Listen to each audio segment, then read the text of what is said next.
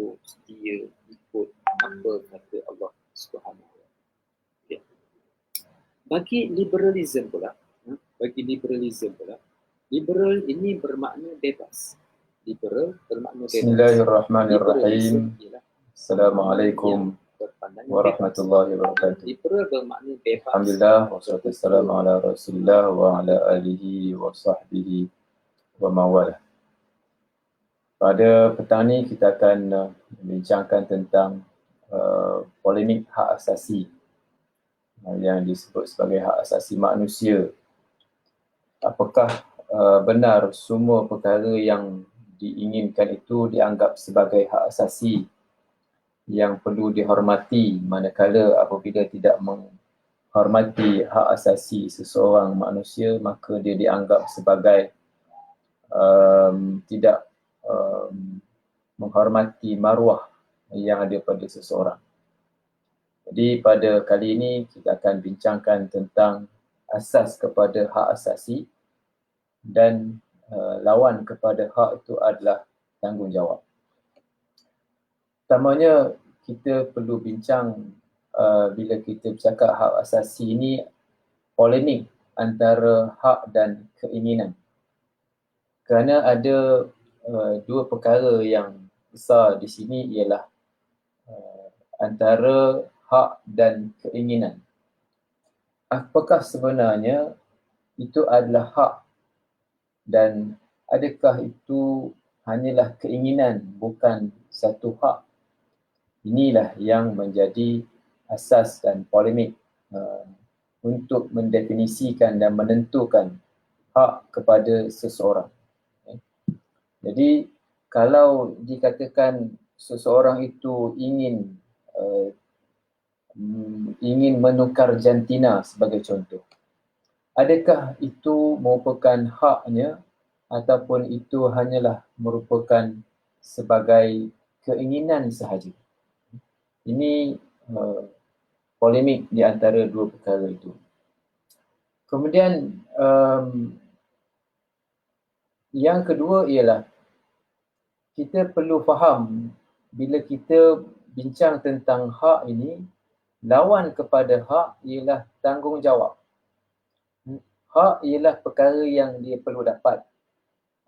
Manakala tanggungjawab ialah sesuatu tugas yang perlu disempurnakan dan dilaksanakan.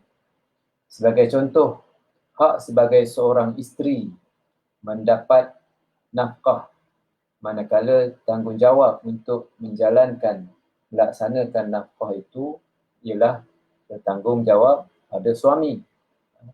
Hak untuk mendapat pendidikan, anak berhak untuk mendapat pendidikan, manakala yang perlu memberikan pendidikan itu di bawah tanggungjawab ketua keluarga, ibu, ayah. Begitu juga hak rakyat untuk mendapat kebebasan, hak rakyat untuk mendapat makanan. Hak dan hak itu perlu dilaksanakan oleh kerajaan.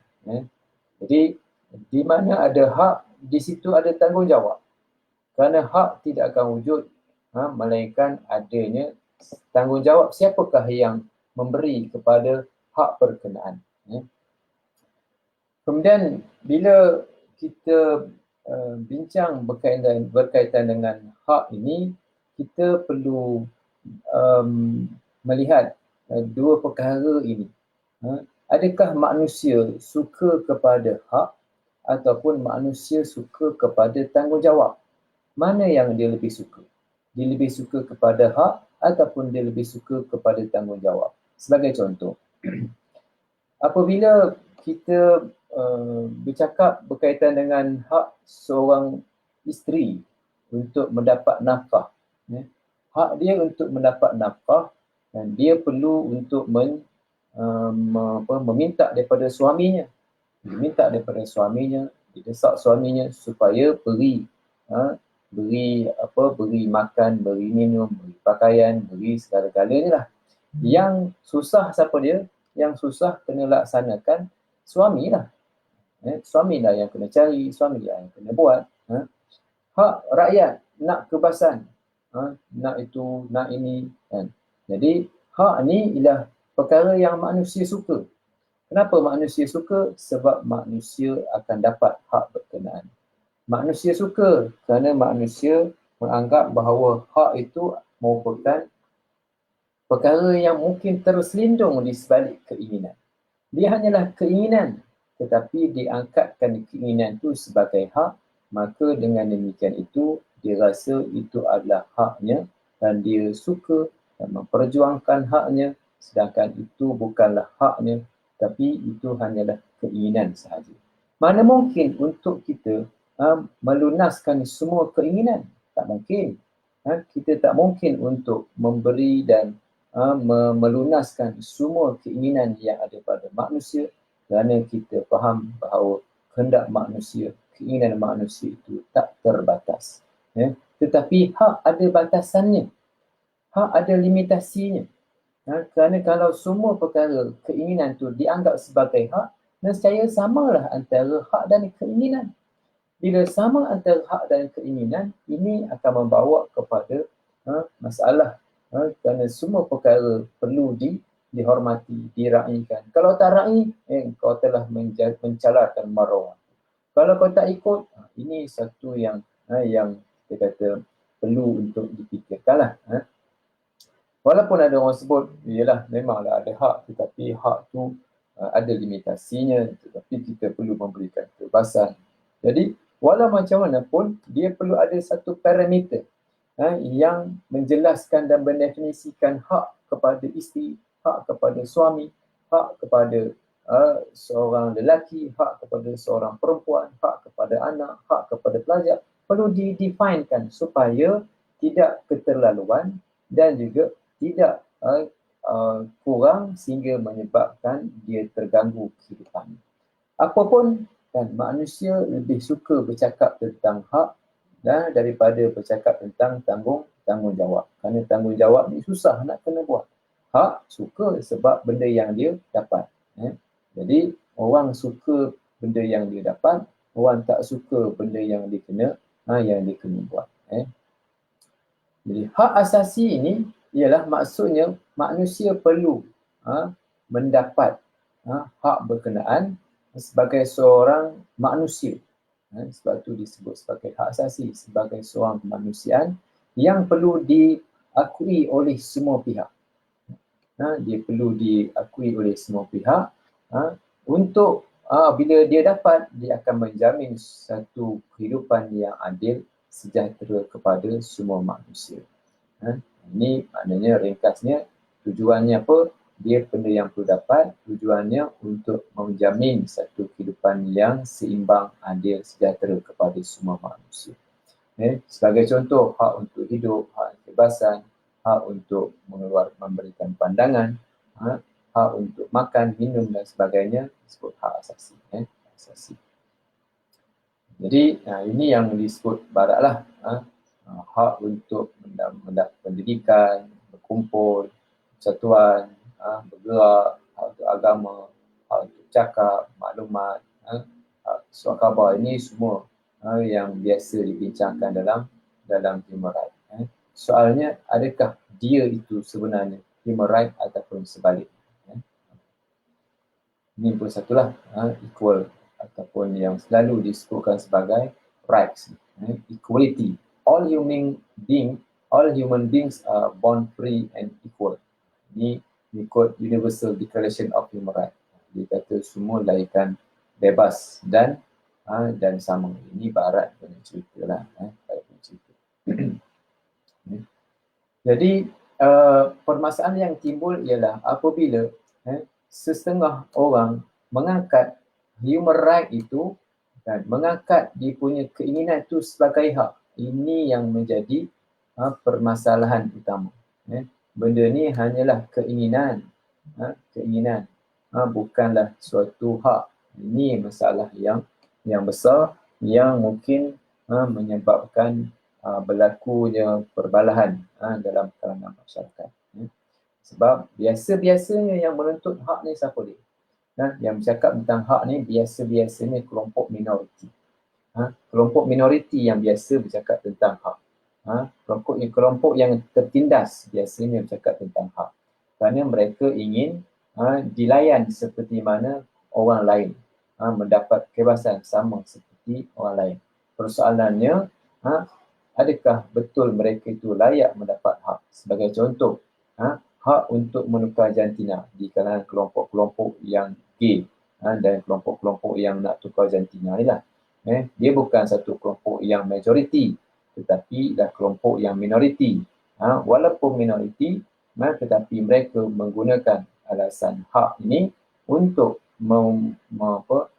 untuk bergerak dan mewujudkan suatu kelompok dalam masyarakat supaya keinginan mereka itu dihormati. Sedangkan kita kata kan memang kita menghormati keinginan, tetapi keinginan yang bercanggah dengan agama ini yang menjadi masalah. Untuk membezakan antara hak dan keinginan ini, kita memerlukan kepada agama. Agama yang akan menentukan dia punya hak dan keinginan. Kalau diberikan kepada manusia untuk menentukan sendiri haknya, maka memanglah tak terbatas. Memang tak terbatas. Jadi untuk menentukan dia punya mana satu hak dan mana satu keinginan, kita kena kembali kepada agama. Agama lah yang akan memberikan satu panduan yang jelas.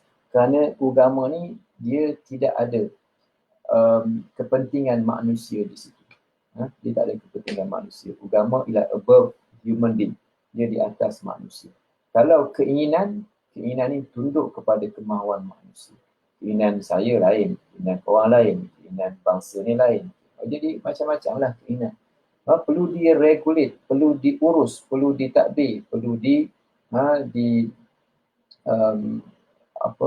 perlu diletakkan undang-undang dengan peraturan daripada agama yang boleh untuk nak mengurus semua tu dengan baik. Tapi tak semua orang nak, kerana kan orang anggap itu adalah abuse the hak, itu adalah mengganggu hak agama. Sekarang ni mana lebih tinggi, agama ke keinginan?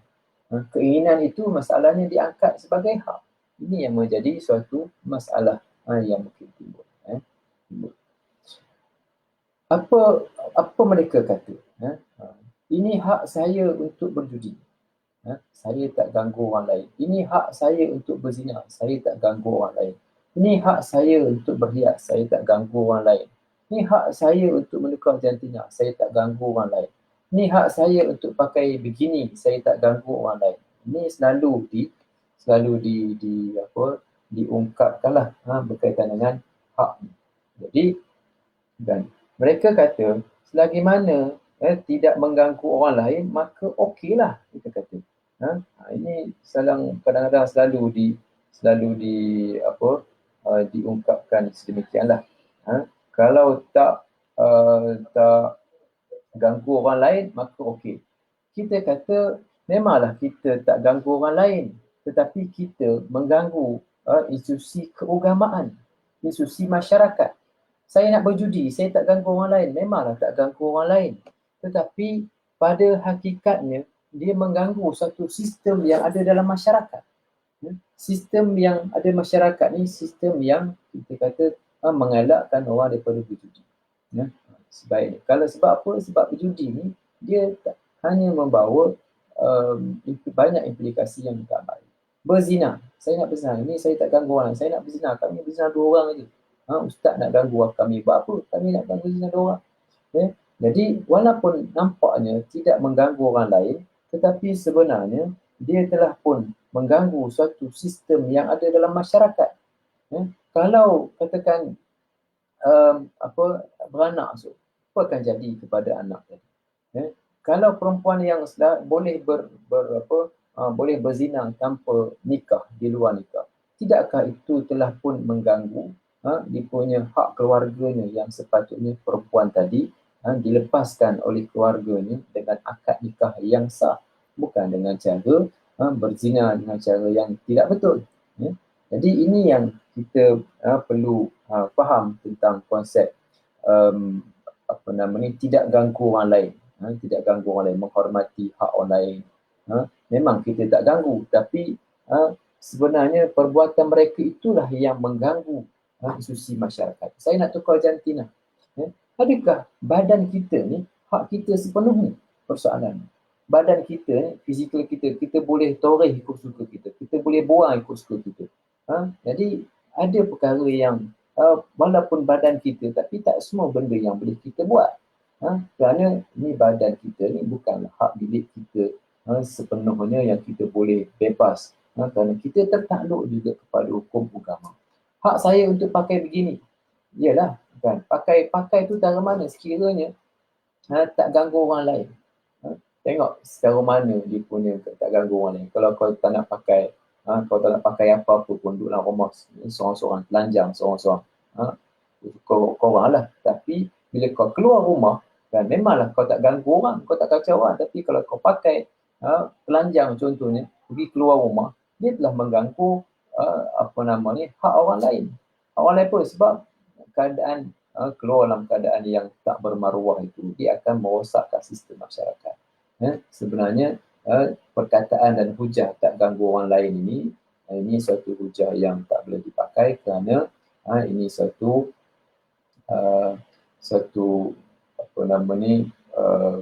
hujah yang falasi, hujah yang tak betul, yang perlu nak dijawab dengan baik.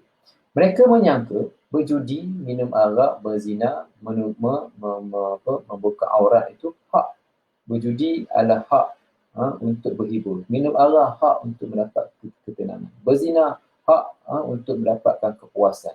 Tukar jantina untuk rasa jati diri yang lebih sempurna. Buka aurat untuk pria. Mereka menyangka itu hak asasi. Kita kata itu bukan hak. Itu bukan hak. Kerana benda-benda ini dia tertakluk kepada hukum agama. Dia tertakluk kepada undang-undang norma masyarakat yang perlu dihormati. Bukan boleh ikut suka atas nama hak ikut suka saya tak boleh, perlu diikat dengan masyarakat. Walaupun mereka bercakap saya menuntut hak saya tak mengganggu hak orang lain. Tetapi maksud sebenarnya saya ingin buat biarpun bercanggah dengan perintah agama dan biarpun dia menyalahi adat. Ini maksudnya. Saya tak ganggu orang lain. Tak ganggu orang lain tu sebenarnya dia mengganggu perintah agama, bercanggah dengan perintah agama, menyalahi adat. Jadi atas nama kebebasan dan juga tak ganggu orang lain ni akan merupakan satu perkara yang tak betul lah. Islam pula kata begini. Islam mengakui hak asasi, tetapi Islam berbeza dengan pandangan Barat. Islam kata begini. Islam telah pun meletakkan hukum yang bersandarkan kepada wahyu. Sifat dalam Islam ini dia adalah top down daripada atas ke bawah lah, top down. Maknanya hukum datang daripada Tuhan untuk panduan manusia dan juga sebagai suatu kewajipan untuk manusia ikut, dan semua hukum-hukum yang telah pun diturunkan oleh Allah Ta'ala itu telah pun tersedia menjaga 5 ataupun 6 perkara yang menjadi maqasid, tujuan kepentingan manusia. Menjaga agama, menjaga nyawa, menjaga akal, menjaga harta, menjaga keturunan dan maruah. 5 perkara ini ataupun 6 perkara ini, kadang-kadang ada orang sebut 5, kadang-kadang orang sebut 6. Bila sebut 5, dia menggabungkan antara keturunan dan maruah tu disekalikan. Yang sebut 6 tu dia asingkan antara keturunan dan maruah. 5 ataupun 6 perkara ini sekiranya terjaga dengan baik, maka insya-Allah masyarakat manusia itu akan jadi baik. Menjaga agama, keutamaan yang paling utamalah. Kalau agama terjagalah semua. Yang kedua, menjaga nyawa. Menjaga nyawa. Lepas agama, jaga nyawa. Islam jaga nyawa seluruh manusia, bukan seorang. Islam menjaga akal. Jangan rosakkan akal. Menjaga harta, jangan curi harta orang. Menjaga keturunan, jangan pergi berzina. Menjaga maruah, jangan tuduh orang tak ketahuan. Semua ni dijaga oleh Islam. Dijaga oleh Islam menerusi hukum hudud yang nak jaga perkara ni. Menjaga agama, keluar daripada agama ada hukum mutlak. Menjaga nyawa, Kalau tak jaga nyawa boleh bunuh orang, cederakan orang, itu masuk dalam dalam hukum qisas, dalam hukum qisas. Kemudian dalam menjaga akal, kalau tak jaga akal, siapa yang tak jaga akal sampai memabukkan, merosakkan akalnya, sampai jadi gila. Islam ada hukum minum arak, supaya dijaga akal. Jaga harta, hukum zina, hukum mencuri dan hukum merompak. Jaga keturunan, ini hukum zina. Jaga maruah, hukum qazaf, tuduh. Ini Islam, hukum Islam jaga. Hukum-hukum Islam ni bukanlah sekadar hukum hudud saja. Termasuklah orang sebut hukum ni bukan hukum hudud je. Semayang ni nak jaga agama. Zakat nak jaga nyawa, nak jaga agama, nak jaga akal. Haji, semua hukum-hukum Islam ni, daripada muamalat, menakar, ibadat, jenayat, semua ni, semua nak jaga kepentingan manusia. Dengan kata lain, bila kita ikut panduan daripada agama, maka secara tak langsung dia akan menjaga kepentingan semua manusia, dan hak-haknya pun akan terjaga.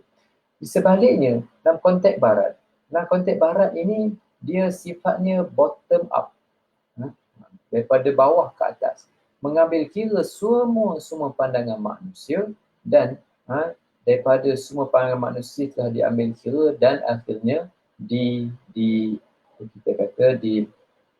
dikumpulkan dan diambil kira lah. Contohnya, kalau orang miskin, korang miskin, korang nak apa? Orang wanita, korang nak apa? Hai orang kaya, korang nak apa? Dia ambil pandangan daripada manusia. Kenapa mengambil pandangan daripada manusia? Sebab mereka tak ada pandangan wahyu. Ini beza yang sangat besar di antara hak asasi dalam Islam. Daripada barat tak ada wahyu, kita ada wahyu datang daripada Allah SWT dalam bentuk hukum, dalam bentuk ada ibadat, muamalat, menakar, jenayat. Semua ni untuk menyusun atur hidup manusia. Ringkasnya, kalau kita bercakap tentang soal perbezaan antara hak asasi Islam dan barat, ialah Islam mempunyai panduan daripada wahyu, manakala barat dia tak ada panduan daripada wahyu. Dia memang menggunakan akal dan logik, dan ini yang sangat beza antara Islam dan barat. Jadi Islam ni nak kata ambil berat tentang soal wahyu, kita kata tidaklah tak mengambil kira, tak ambil cakna langsung tentang hal asasi. Ya, Islam ambil berat. Tetapi kita secara mudahnya, apabila orang Islam melaksanakan hukum Islam dengan baik, maka insya-Allah akan terjagalah hak asasi.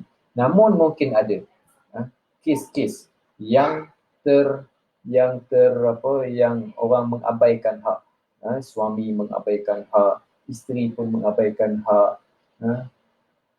Kemudian begitu juga kerajaan yang mungkin tidak menjaga haknya, ataupun macam-macam lah yang mungkin timbul, tak menjaga hak itu perlu diperjuangkan. Ada suami tu kena lalulah channel-channel yang sesuai untuk nak sebab ialah kemanusiaan, manusia ni tak lari daripada kesalahan.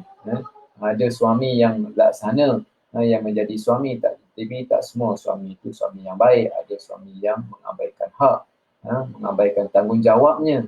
Bila dia mengabaikan tanggungjawabnya, maka adalah hak yang tidak tertunai. Bila kerajaan tidak bertanggungjawab, maka adalah hak yang tak tertunai. Jadi ini walaupun macam mana perlu ada saluran channel yang perlu untuk menyelesaikan berkenaan undang-undang, pilihan raya dan sebagainya. Tapi kita cakap dalam soal asasnya ialah hukum Islam menjaga semua perkara ini. Kalau ada pun yang yang tertindas, yang terzalim hak mereka itu, maka itu bukan menggambarkan Islamnya, tetapi menggambarkan dia punya perbuatan manusia yang ada kekurangan. Yang ini perlu diperjuangkan. Yang ini perlu diselesaikan. Ini kita kata menjaga agama, menjaga nyawa, menjaga jiwa, nyawa lah, menjaga akal, menjaga keturunan, menjaga harta. Jadi insyaAllah kita akan sambung selepas ini penjelasan tentang maksud hak. InsyaAllah kita sambung dalam kuliah yang akan datang. Wallahu ta'ala a'lam.